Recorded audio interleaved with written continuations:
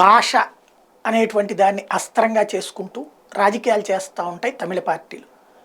హిందీ బలవంతంగా రుద్దేస్తున్నారు. హిందీ భాష కూడా నేర్చుకుంటారు అంటే కూడా బలవంతంగా రుద్దేస్తున్నారు. లేకపోతే దక్షిణాది చీల్చేస్తాం లాంటి పనికిమాలిన ఉపన్యాసాలు ఇస్తారు. అలాంటి తమిళనాడు సంబంధించి అధికార పార్టీ ద్రవిడ మున్నేట్ర కజగం డిఎంకే. డిఎంకేని తాజాగా ఐఎన్డిఏ కూటమి మీటింగ్లో నితీష్ కుమార్ ఓపెన్గా చెప్పింది, ముందు హిందీ నేర్చుకుని మీరు అని. ఎందుకంటే ఈ ప్రధానమంత్రి అభ్యర్థి ఈ కథ అంతా నడిచిన వివాదాలు నడిచినటువంటి సందర్భంలో ఏమీ అర్థం కాక చోద్యం చూసినటువంటిది డిఎంకే. మీరు ఇంగ్లీష్లో మాట్లాడండి, హిందీలో కాదని వాళ్ళు అడిగితే మీరు హిందీలో నేర్చుకుని రండి అని చెప్పేసి నితీష్ కుమార్ అన్నాడు. ఇదే మొక్క ఓ నరేంద్ర మోడీనో ఒక అమిత్ షానో అంటే ఏమై ఉండేది?